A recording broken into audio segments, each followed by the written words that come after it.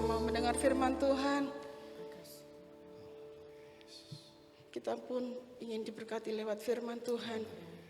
Firman Tuhan yang akan menjagai kami, menjagai kita semuanya. Karena Tuhan adalah Allah yang setia. Haleluya Yesus.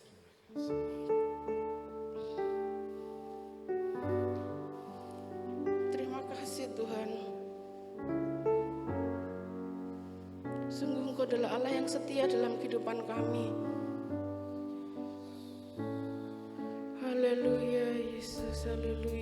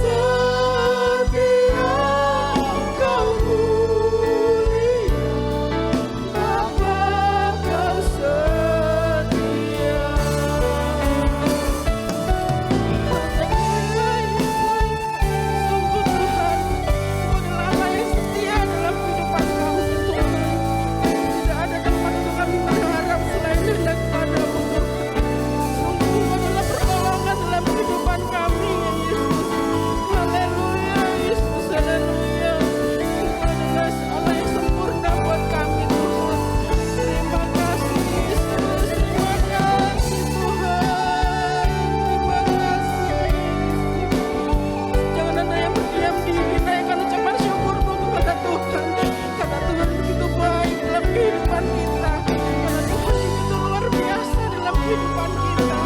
Haleluya Yesus, terima kasih Tuhan. Engkau Allah yang setia dalam kehidupan kami Tuhan. Haleluya. Tunjukkan kasih setiamu, Kau menyediakan yang ku perlu.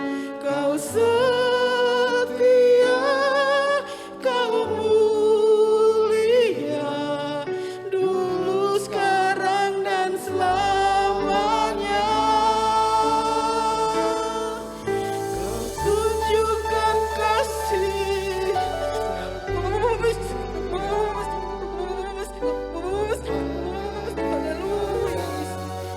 yang ku perlu. Kau setia, Kau mulia, Bapa, Kau setia. Kau tunjukkan kasih setiamu, Kau menyediakan yang ku perlu. Kau setia, Kau mulia, dulu, sekarang, dan selamanya. Kau tunjukkan kasih setiamu, Kau menyediakan yang ku perlu. Kau setia, Kau mulia, Kau setia, Kau mulia, Kau setia, Kau mulia, Bapa, Kau setia.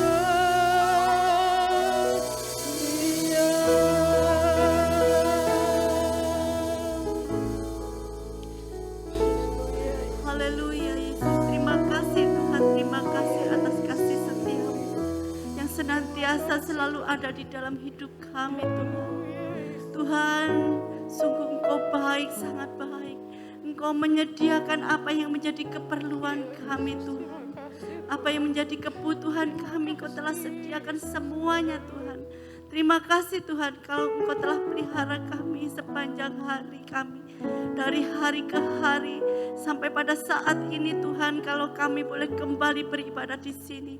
Ini semua karena kasih-Mu yang melimpah di dalam hidup kami. Dan ajar Tuhan, hidup kami boleh semakin setia dan berkenan di hadapan-Mu Tuhan. Terima kasih Tuhan, terima kasih. Kalau sebentar Tuhan kami akan mendengarkan sebagian daripada firman-Mu.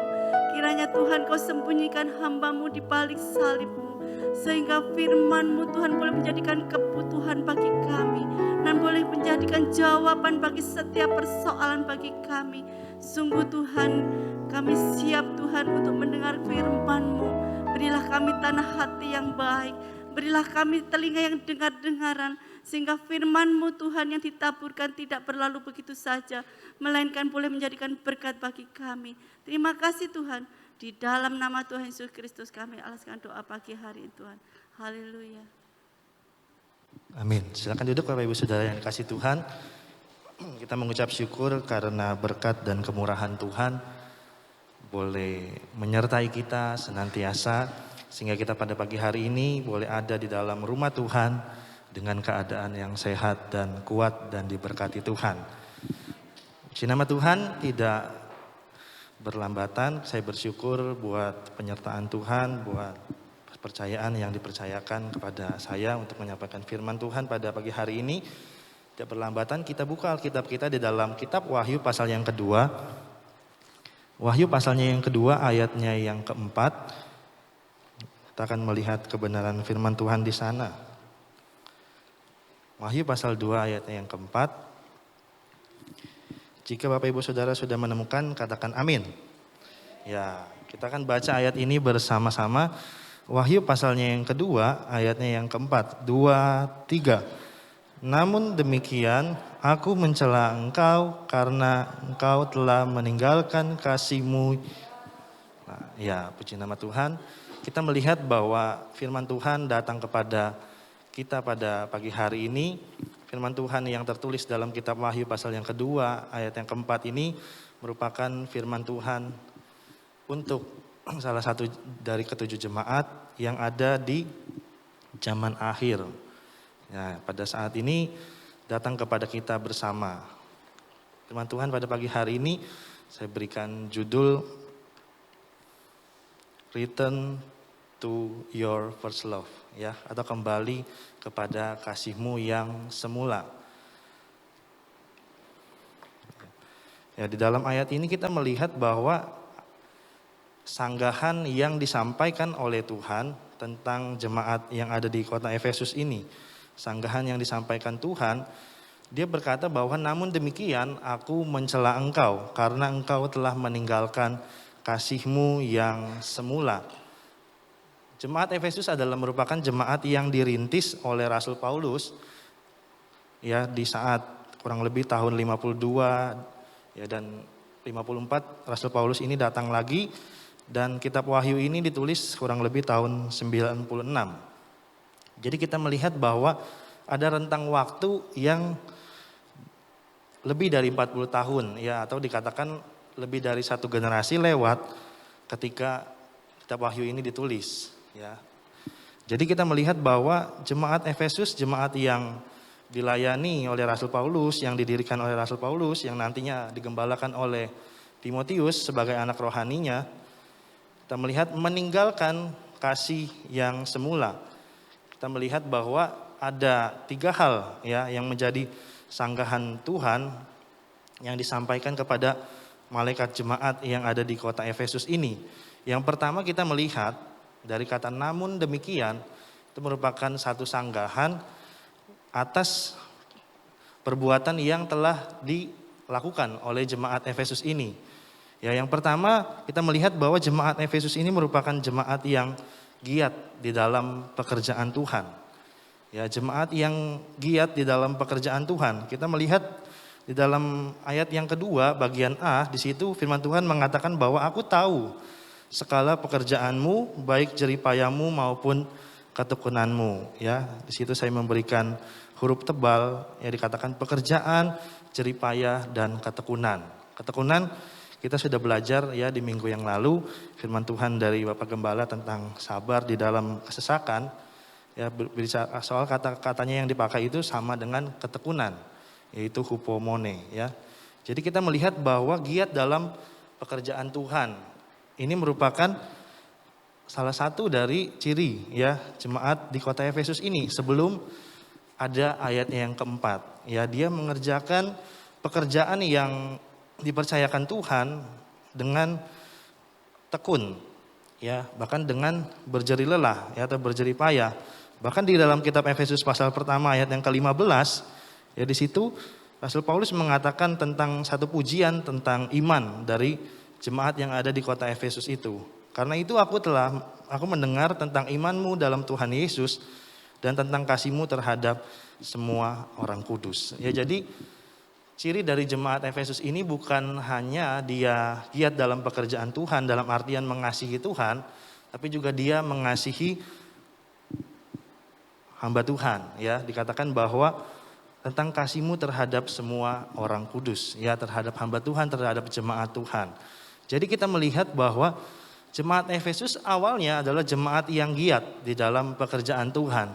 Jemaat yang berjeri lelah untuk pekerjaan Tuhan. Sangat begitu mengasihi Tuhan. Dan yang kedua kita melihat bahwa jemaat tersebut adalah jemaat yang teguh dalam pengajaran firman. Ya.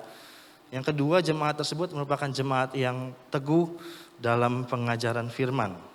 Ya, jemaat tersebut dilihat di dalam ayat yang kedua bagian B. Dikatakan di situ bahwa aku tahu bahwa engkau tidak sabar terhadap orang-orang jahat, bahwa engkau telah mencobai mereka yang menyebut dirinya rasul, tetapi yang sebenarnya tidak demikian, bahwa engkau telah mendapati mereka pendusta. Ya, kita melihat bahwa betapa teguhnya jemaat Efesus ini di dalam pengajaran firman. Hari-hari ini kita melihat bahwa teknologi ya memudahkan kita dalam mengakses segalanya. Ya, dikatakan bahwa dunia ini bukan lagi yang besar, bukan lagi yang luas, tapi istilahnya adalah dunia ada dalam genggamanmu, ya. Karena semua dapat kita akses di dalam satu benda yang hanya segenggaman tangan, ya, yaitu handphone, ya, yaitu smartphone. Dapat mengakses segalanya, mengakses semuanya yang kita ingin tahu, dapat kita akses di sana. Tapi saking banyaknya teknologi, saking banyaknya hal-hal yang kita temui, ya, kecanggihan teknologi ini membawa kita kepada hal-hal yang juga tidak bisa dipungkiri, pengajaran-pengajaran firman yang berlain-lainan, ya. Bahkan tidak jarang yang mengajarkan sesuatu yang tidak sesuai dengan konteks kebenaran Alkitab di saat itu. Nah, di sini kita melihat bahwa jemaat Efesus bukan jemaat yang gampang menerima kebenaran firman yang disampaikan, tapi dia adalah jemaat yang teguh di dalam pengajaran firman. Jadi apa yang disampaikan oleh hamba Tuhan yang dipercayakan, ya, di dalam Rasul Paulus, di dalam Timotius sebagai gembala jemaat di kota Efesus, dan juga tradisi mencatat bahwa Yohanes juga menjadi gembala akhir dari jemaat Efesus ini. Dia berpegang teguh, ya, mereka berpegang teguh atas pengajaran firman. Jadi rupa-rupa angin pengajaran yang datang, ya, mungkin hamba-hamba Tuhan yang ada di sekitar dan lain sebagainya, dia tidak gampang untuk menerimanya. Bahkan dikatakan dalam ayat ini tidak sabar terhadap orang-orang jahat, dan bahwa engkau telah mencobai mereka yang menyebut dirinya rasul, tetapi yang sebenarnya tidak demikian. Ini berbicara tentang rasul-rasul palsu. Menjelang kedatangan Tuhan, salah satu tandanya adalah akan banyak hadir rasul-rasul palsu yang berkata Mesias ada di sana, Mesias ada di sini, dan lain sebagainya. Tapi kita melihat bahwa jemaat ini tidak mudah goyah dalam pengajaran firman Tuhan, dan itu baik. Dan yang ketiga, kita melihat bahwa hal yang ketiga yang ada di dalam jemaat Efesus ini adalah mereka merupakan jemaat yang sabar dan tekun dalam memikul salib, ya. Di minggu yang lalu kita juga belajar tentang memikul salib, ya, tentang membayar harga dalam mengikuti Tuhan. Nah, kita melihat bahwa di dalam ayat yang ketiga dalam pasal ini dikatakan jemaat Efesus ini tetap sabar dan menderita oleh karena nama Tuhan dan tidak mengenal lelah, ya. Jadi dia rela, ya, dia sabar dan tekun memikul salib. Ya, yang dikatakan memikul salib adalah membayar harga dalam mengikuti Tuhan, ya, harus menderita, harus mengalami hal-hal yang tidak mengenakan seperti jemaat Efesus ini. Karena penduduk Efesus, ya, penduduk di kota tersebut sangat menghormati dewi yang namanya Dewi Artemis atau Dewi Diana. Jadi kita melihat bahwa orang-orang yang percaya Tuhan, jemaat yang ada di kota Efesus itu dibenci. Ya, bukan hanya dibenci tapi juga difitnah, dihina, ya, khususnya dalam perdagangan karena tidak mau menyembah Dewi Artemis itu. Sehingga yang terjadi adalah kalau jemaat tersebut seorang penjual, gak ada yang mau beli. Kalau jemaat tersebut seorang pembeli, gak ada yang mau jual ke jemaat Efesus ini. Bahkan tidak sedikit, ya, di antara mereka pun mengalami siksaan, ya, karena di saat itu kaisar yang memerintah, Kaisar Domitianus, yang tidak kalah kejamnya seperti Kaisar Nero. Nah, kita melihat jemaat tersebut tekun, ya, sabar dalam memikul salib yang dipercayakan Tuhan. Kita melihat bahwa kata tekun, kata sabar dan menderita di dalam ayat ini, kata sabarnya kita belajar di minggu yang lalu tentang hupomone, ya. Salah satu penerjemah atau penafsir Alkitab yang bernama William Barclay mengatakan tentang kata hupomone ini diibaratkan, ya, seperti satu-satunya jalan dari affliction to glory, ya, dari sengsara menuju kepada kemuliaan. Satu-satunya jalan yang dipercayakan Tuhan, hupomone ini satu-satunya jalan yang bisa mengubah sengsara menjadi kemuliaan dengan tekun. Ya, sabar ini memakai kata hupomone dan menderita, ya, menderita itu dikatakan bahwa tetap sabar dan menderita dikatakan di situ memakai kata ebastas yang berarti bertahan atau berusaha untuk memikul, ya, seperti memikul salib. Jadi jemaat tersebut ada 3 hal yang menjadi ciri khas dari jemaat Efesus sebelum datang firman Tuhan di ayat yang keempat ini, ya, yang merupakan sanggahan. Namun demikian, ya, jadi setelah dilakukan ketiga hal ini, bukannya tidak baik, ya, hal ini adalah hal-hal yang baik. Mulai dari mereka giat dalam pekerjaan Tuhan, mulai dari mereka tidak mudah tergoyahkan, ya, atau teguh dalam pengajaran firman, dan yang ketiga juga mereka sabar dan tekun dalam memikul salib. Tapi dari ketiga hal ini kita akhirnya mengerti bahwa, ya, adalah kebenarannya adalah giat dalam pekerjaan Tuhan, teguh dalam pengerjaan firman Tuhan, dan sabar untuk memikul salib yang dipercayakan oleh Tuhan tidak dapat menggantikan yang namanya kasih. Jadi seberapa giatnya kita dalam melayani Tuhan, seberapa tekunnya kita dalam pengajaran firman, dan seberapa sabar dan tekunnya kita menanggung penderitaan yang Tuhan izinkan ada dalam kehidupan kita tidak dapat menggantikan kasih. Jadi seperti judul kebenaran firman Tuhan di pagi hari ini, return to your first love. Jadi kembali kepada kasihmu yang semula. Jadi ketiga hal di atas yang dilakukan oleh jemaat Efesus ini ketiga-tiganya baik, ya. Tapi kebenarannya adalah kita mengerti bahwa ketiga hal itu tidak dapat menggantikan kasih. Kenapa tidak dapat menggantikan kasih? 1 Korintus 12 ayat yang ke-31 bagian B dikatakan dalam ayat itu, dan aku menunjukkan kepadamu jalan yang lebih utama lagi. Dalam terjemahan NIV maupun New English Translation, ya, atau NET, di situ lebih utama lagi dipakai kata most excellent way, ya, jalan yang paling baik. Atau di dalam New English Translation dikatakan beyond, ya, beyond comparison, tidak dapat dibandingkan. Apa yang tidak dapat dibandingkan atau apa yang paling baik, jalan yang paling baik, ya, akhirnya kita mengerti bahwa pasal 12 ayat 31 bagian B merupakan pasal pengantar menuju 1 Korintus pasal yang ke-13. Ya, di sini dijelaskan tentang satu perikop yang namanya kasih. Kasih ini sangat dahsyat karena dalam Alkitab dikhususkan, ya, satu pasal untuk membahas satu topik ini. Tidak ada lagi, ya, pembahasan tentang satu topik di dalam pasal-pasal Alkitab yang lainnya selain daripada kasih. Dari pasal 13 ini sepenuhnya membahas tentang kasih. Ya, kita melihat bahwa di dalam ayat 1 sampai ayat 3 dikatakan tentang mengapa ketiga hal itu tidak dapat menggantikan kasih. Karena apa? Dikatakan sekalipun aku dapat berkata-kata dengan semua bahasa manusia dan bahasa malaikat, tetapi jika aku tidak mempunyai kasih, aku sama dengan gong yang berkumandang dan canang yang gemerincing. Dan ayat 2, sekalipun aku mempunyai kasih karunia untuk bernubuat, dan aku mengetahui segala rahasia dan memiliki seluruh pengetahuan, dan sekalipun aku memiliki iman yang sempurna untuk memindahkan gunung, ya, karena Tuhan Yesus bilang kalau imanmu besar gunung ini akan pindah, ya. Ini katakan Rasul Paulus bahwa sekalipun kita punya iman yang sempurna yang bisa memindahkan gunung, tetapi jika aku tidak mempunyai kasih, aku sama sekali tidak berguna. Ayat 3, dan sekalipun aku membagi-bagikan segala sesuatu yang ada padaku, bahkan menyerahkan tubuhku untuk dibakar, tapi jika aku tidak mempunyai kasih, sedikit pun tidak ada faedahnya bagiku.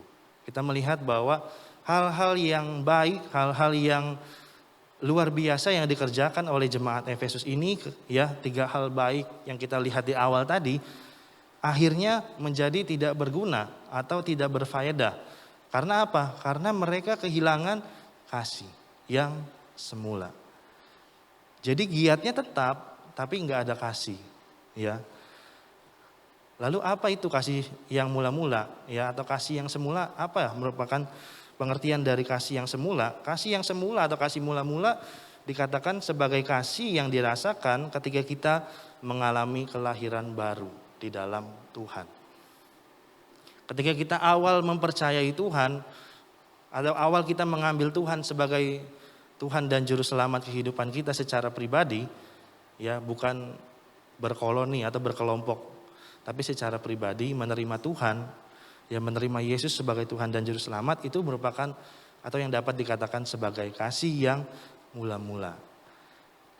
Jadi kebaikan-kebaikan atau hal-hal baik yang dilakukan oleh jemaat Efesus tersebut, ya, yang tetap dikerjakan, ya, sampai firman Tuhan ini datang pun jemaat Efesus tetap, ya, atau sedang masih mengerjakan ketiga hal baik tersebut. Jadi bukan ditinggalkan, tetap dikerjakan. Tapi mereka sampai lupa, ya, bahwa tidak memakai kasih. Ya, mereka kehilangan kasih yang semula. Apa sih yang menjadi karakteristik atau ciri-ciri dari kasih yang mula-mula ini? Nah, karakteristik dari kasih yang mula-mula, saya mencatat di sini ada dua hal. Yang pertama, kasih yang mula-mula itu identik dengan yang namanya passion atau bergairah dalam melakukannya.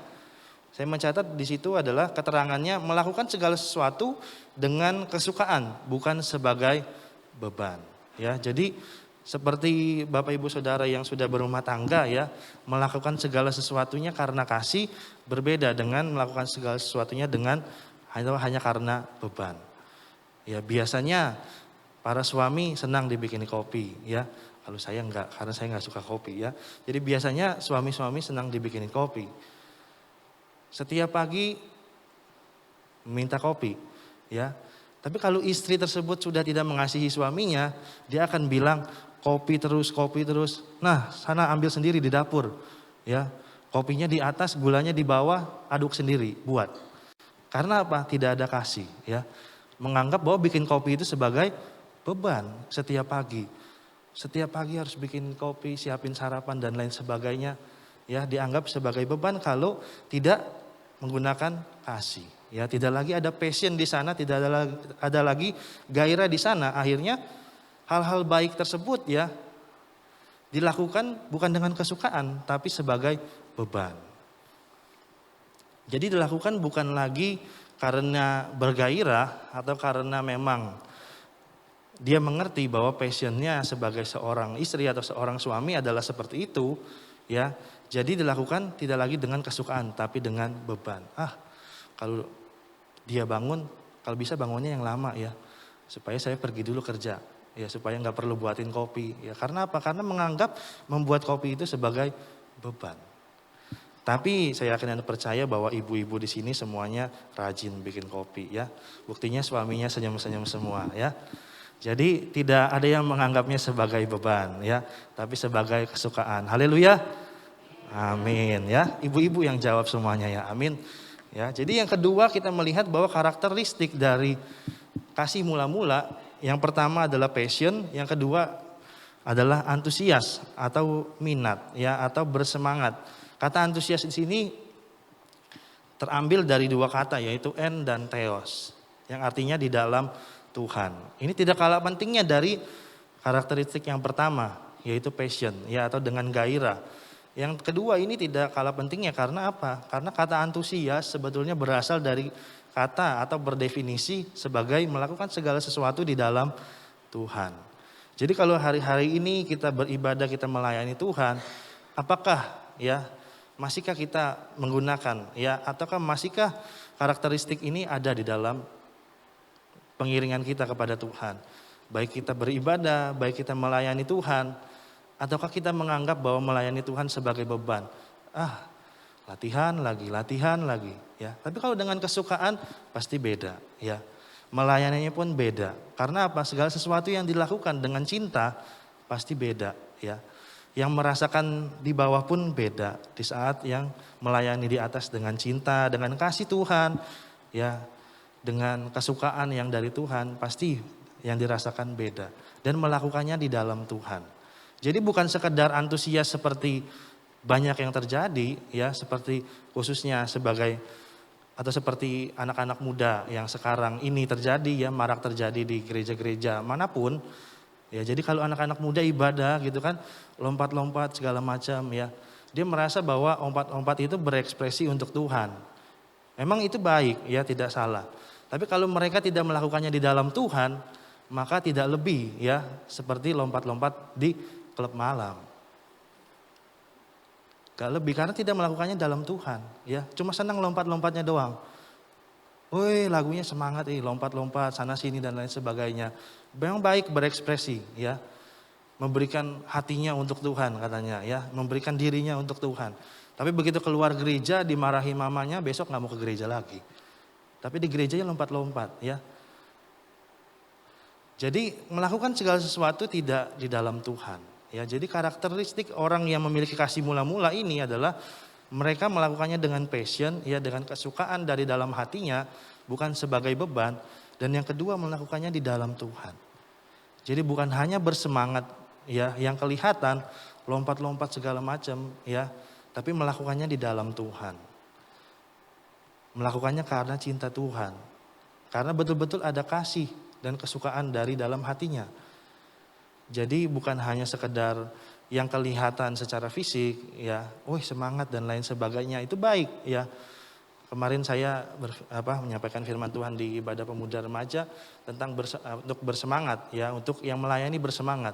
Tapi juga jangan diabaikan untuk melakukan segala sesuatu di dalam Tuhan. Jadi bukan sekadar lompat-lompatnya yang ditonjolkan. Bukan sekedar lari sana lari sini yang ditonjolkan. Tapi bagaimana melakukan segala sesuatu karena cinta Tuhan. Karena kita melihat tadi ya di awal, ketiga hal baik yang dilakukan oleh jemaat Efesus itu pun menjadi tidak baik, ya. Karena dicela oleh Tuhan di dalam ayat yang keempat itu kan. Namun demikian aku mencela engkau. Padahal baik giat dalam pekerjaan Tuhan. Padahal baik tekun atau teguh dalam pengajaran firman. Padahal baik untuk tekun atau sabar dalam menanggung penderitaan atau pencobaan yang Tuhan izinkan terjadi. Tapi kita melihat karena dia meninggalkan kasih yang mula-mula, akhirnya menjadi tidak baik. Waktu demi waktu berlalu, apakah kasih mula-mula itu masih ada? Kita sendiri dan Tuhan yang dapat menjawab pertanyaan ini. Waktu demi waktu berlalu. Bapak Ibu Saudara mungkin bisa menghitung ya, awal pertama kali mengenal Tuhan sampai detik ini ya, sampai hari ini mungkin ada yang 20 tahun ya. Bahkan ada mungkin yang sampai setengah abad ya, 50 tahun mengiring Tuhan. Karena di sini saya melihat ada Bapak Ibu Saudara yang sudah senior mengiring Tuhan. Kita dapat melihat kembali ya ke dalam hati kita masing-masing. Apakah kasih mula-mula itu tetap ada ya, atau masih ada di dalam diri kita setelah waktu demi waktu berlalu? Ataukah kita seperti gambar ini ya, sedang meninggalkannya ya. Jadi kasih itu perlahan-lahan pudar ya. Seperti orang ini ya, seperti bayangan orang ini ya. Jadi dia berjalan sepertinya mengiring Tuhan, tapi lama-lama ya kita melihat warnanya pudar, kasihnya pudar. Ya, apakah kita ya masih ada di dalam kasih mula-mula atau kita sedang meninggalkan yang namanya kasih mula-mula itu? Di dalam ayat pokok kita, di dalam ayat yang keempat itu dikatakan bukan kehilangan ya, tapi meninggalkan. Ya, ayat yang keempat di situ dikatakan, namun demikian aku mencela engkau karena engkau telah meninggalkan. Meninggalkan sama kehilangan beda.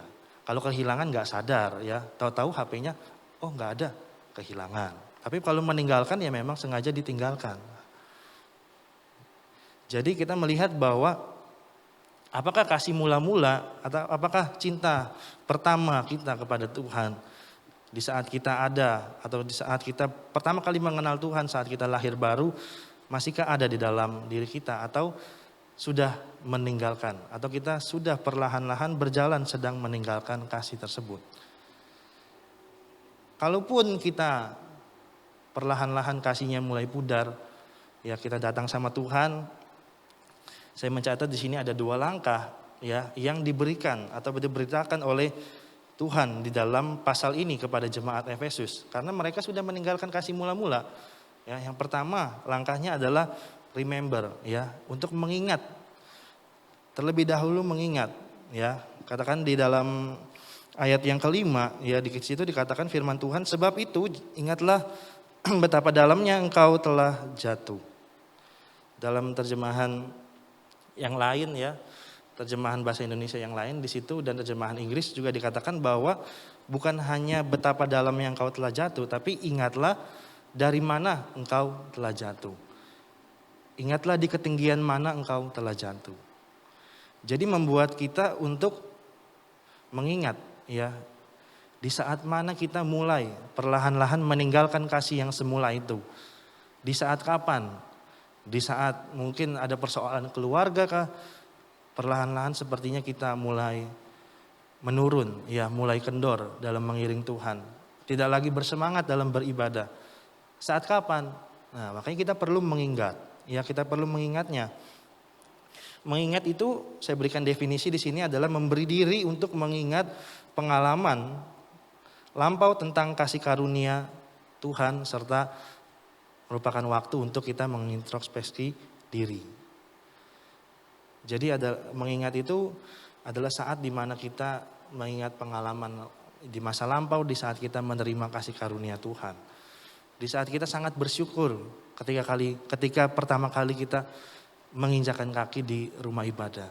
Bersyukur kenapa? Karena merasa bahwa wah saya orang berdosa, tapi saya mengenal Tuhan, diizinkan Tuhan untuk boleh diterima sebagai anaknya. Itu adalah pengalaman yang sebagai kasih mula-mula. Biasanya kasih mula-mula itu pasti selalu akan diingat, ya. Jadi kasih mula-mula ini bukan bercerita Bapak Ibu Saudara dan saya sudah menikah lalu ingat pacar pertama, bukan, ya. Jadi kasih mula-mula di sini bercerita tentang atau berdefinisi tentang mengingat pengalaman lampau yang kita alami di dalam atau saat pertama kita mengalami kasih karunia Tuhan. Sehingga itu bertujuan atau sangat penting untuk mengintrospeksi diri kita. Kira-kira di titik mana kita mulai meninggalkan Tuhan? Di titik mana kita mulai meninggalkan kasih kita kepada Tuhan? Mungkin secara kegiatan, secara fisik, ya, secara aktivitas mungkin tidak ada yang berkurang, ya. Beribadah tetap jalan, ya. Mungkin berkomunikasi dengan orang-orang lain dengan tetap baik. Tapi tanpa sadar kita sama seperti jemaat Efesus ini, ya, kehilangan kasih yang semula. Tidak ada lagi passion di dalam dirinya untuk mengiring Tuhan. Tidak ada lagi passion untuk membawa keluarganya kepada Tuhan. Kalau anaknya nggak beribadah, wis lah biarin. Capek dibilangin, ya. Akhirnya kehilangan passion untuk mengiring Tuhan. Ya, jadi kehilangan semangat atau kehilangan aktivitas-aktivitas yang dilakukan yang tujuannya untuk Tuhan. Kolose 3 ayat 23 mengatakan bahwa segala aspek di dalam kehidupan kita, ya sebagai orang percaya, kita lakukan seperti untuk Tuhan. Jadi bukan tunggu hari Minggu atau jam ibadah kita baru melakukannya untuk Tuhan. Tapi Kolose 3 ayat 23 menuliskan dengan jelas bahwa apapun yang kamu perbuat, lakukanlah bukan seperti untuk manusia, tapi seperti untuk Tuhan. Jadi Bapak Ibu Saudara waktu di toko, ya mungkin sendirian atau dengan karyawan, tetap melakukannya untuk Tuhan, ya. Karena Tuhan, Matius 5 berkata bahwa karena Bapamu ada di tempat yang tersembunyi akan melihat, ya, hal-hal yang tersembunyi juga. Ya, akan menjawab hal-hal yang tersembunyi juga. Ya, jadi ada di saat kita mungkin di toko, ya sambil menunggu pembeli barangkali, ya kita pakai buat merenungkan firman Tuhan, ya. Kita pakai untuk mengambil waktu berdoa. Gak ada yang tahu mungkin, ya. Karyawan-karyawan mungkin hanya ngelihat, Singko itu ngapain sih? Tutup mata, ya goyang-goyang. Gak ada yang tahu mungkin, ya. Tapi Tuhan dikatakan Matius 5, dia akan menjawab hal-hal yang kita lakukan juga walaupun secara tersembunyi, ya. Walaupun gak ada yang tahu, tapi kita melakukannya untuk Tuhan, ya. Kita mengingat di titik mana kita mulai memudar kasihnya kepada Tuhan. Dan hal yang kedua, setelah kita mengingat, ya kita udah tahu titik mana, ya di titik mana kita mulai menjauh dari Tuhan, mulai tidak menggunakan kasih atau tidak memiliki kasih lagi dalam melakukan aktivitas-aktivitasnya. Yang kedua kita harus lakukan adalah repent and do the first works. Ya, jadi bertobat dan lakukanlah pekerjaan yang semula. Jadi jemaat Efesus yang disurati oleh Yohanes ini adalah jemaat-jemaat yang ada di tahun penulisan, ya kurang lebih tahun 95 dan 96. Adalah generasi kedua dari jemaat Efesus. Karena jemaat Efesus awal didirikan tahun 52. Ya, udah lewat 40 tahun atau udah lewat satu generasi. Jadi kemungkinan besar bahwa jemaat Efesus yang disurati dalam kitab Wahyu ini adalah jemaat yang generasi kedua. Artinya apa? Artinya penting untuk menyiapkan generasi berikutnya. Termasuk anak-anak dari Bapak Ibu Saudara sendiri. Ya, jadi lakukanlah pekerjaan yang semula. Bertobat dan lakukan pekerjaan yang semula.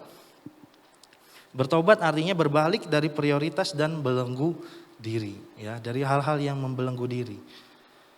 Mungkin saking banyaknya kegiatan kita di luar sehingga kita mengabaikan, ya.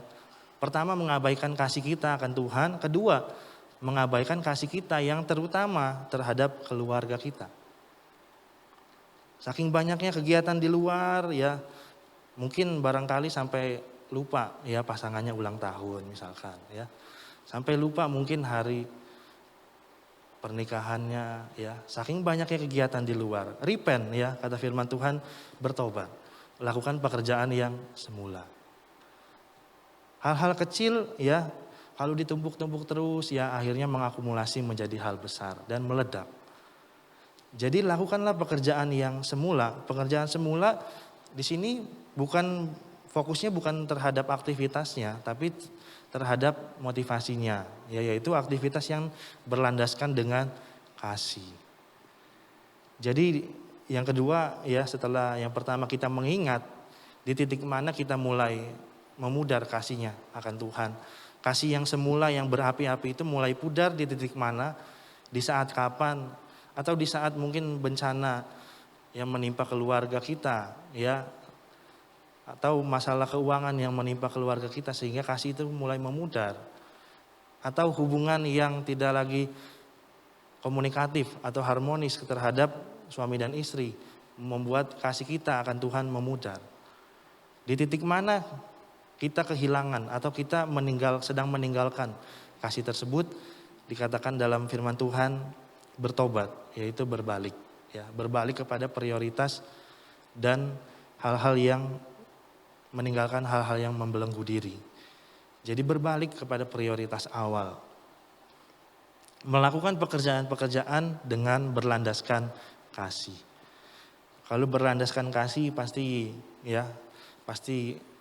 rasanya beda. Yang melakukannya juga beda, yang menerimanya juga beda.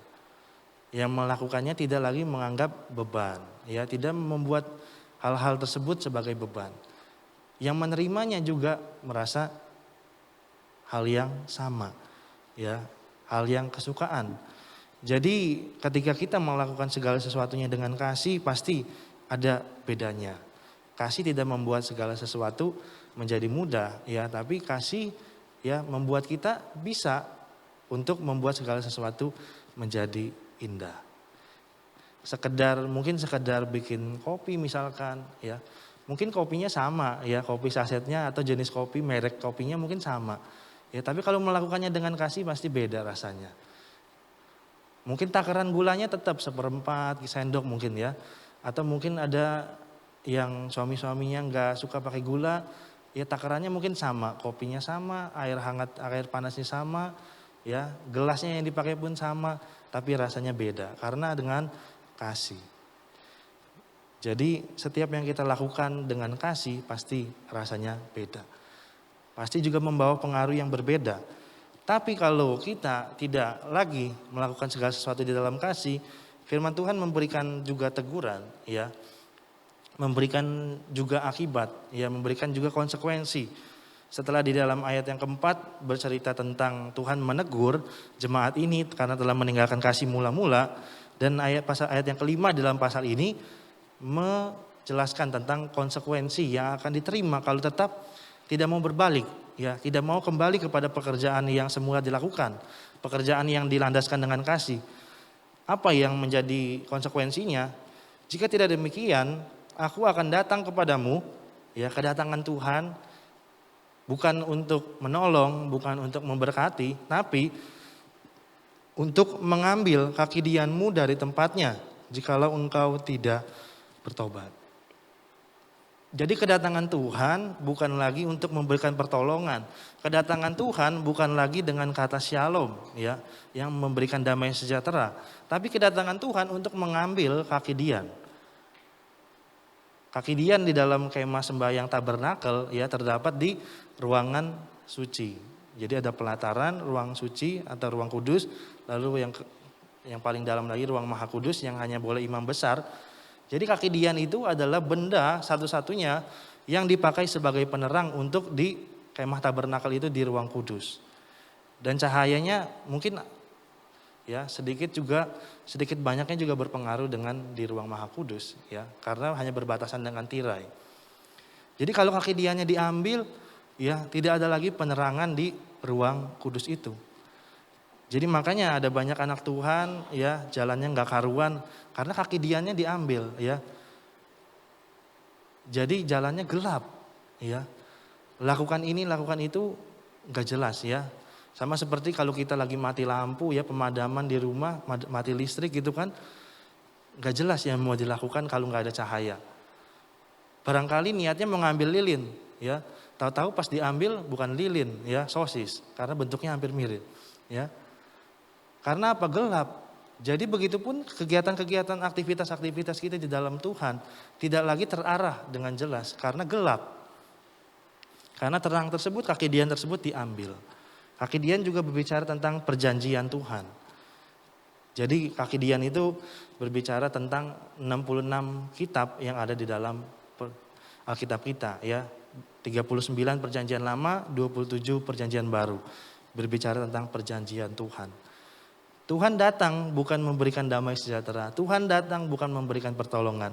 Tapi mengambil kaki Dian kalau tidak bertobat. Ya, tidak mengingat kembali akan kasih Tuhan. Ya, kasih kita kepada Tuhan yang semula.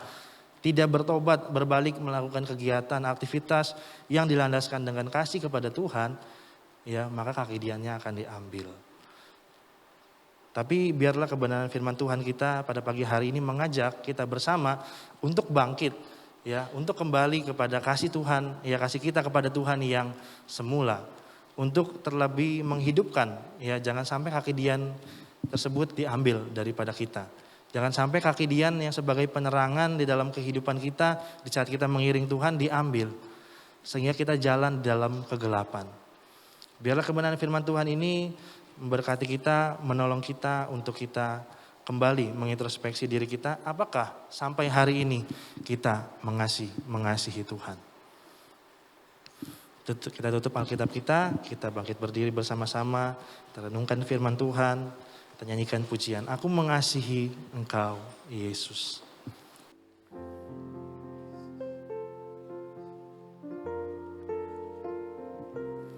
Aku mengasihi Engkau, Yesus, dengan segenap hatiku. Aku mengasihi Engkau, Yesus, dengan segenap jiwaku. Ku renungkan firman-Mu siang dan malam, ku pegang perintah-Mu yang ku lakukan. Engkau tahu ya Tuhan, tujuan hidupku hanyalah untuk menyenangkan hati-Mu. Kembali dengan pujian ini. Aku mengasihi Yesus dengan segenap hati. Aku mengasihi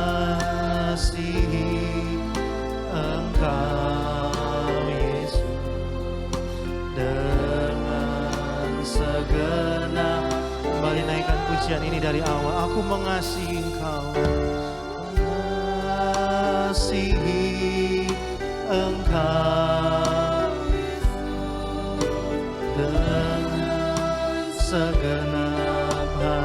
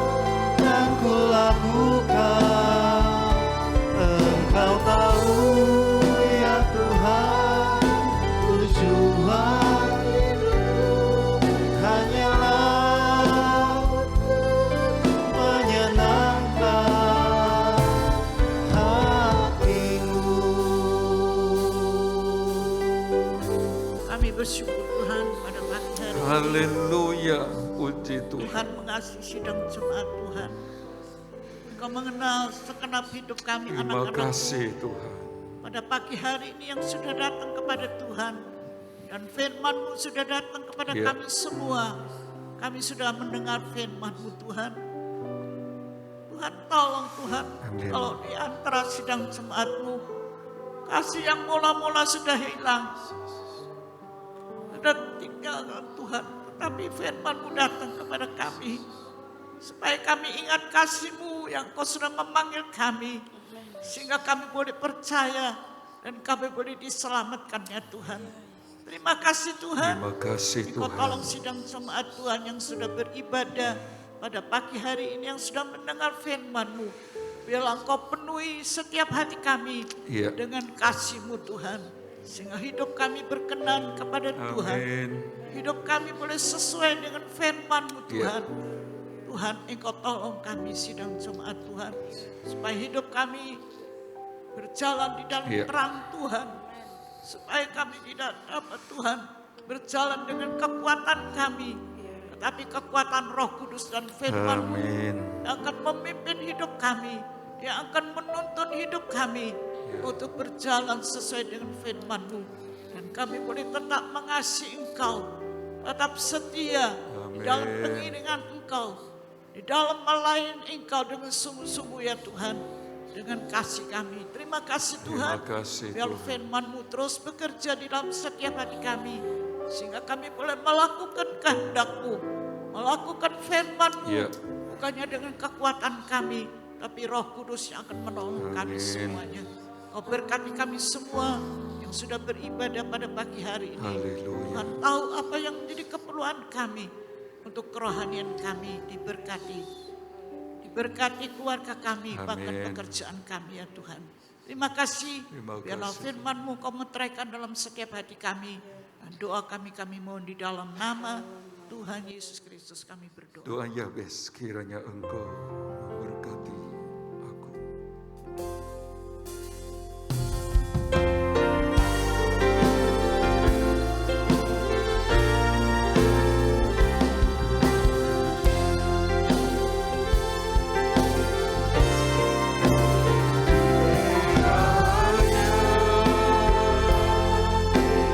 Memberkati aku berlimpah-limpah dan memperluas daerahku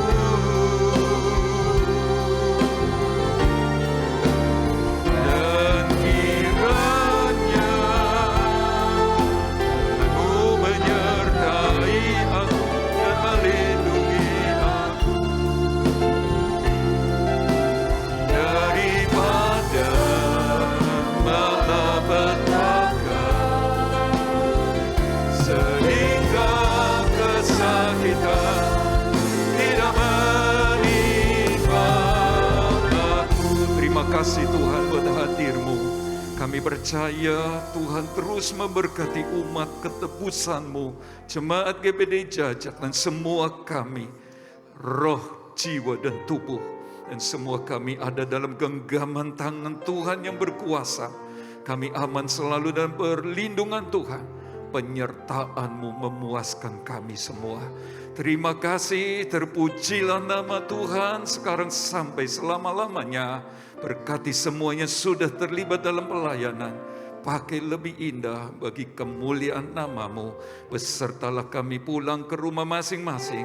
Dan sekarang kekasih-kekasih Tuhan, terimalah berkat dari Allah Bapa,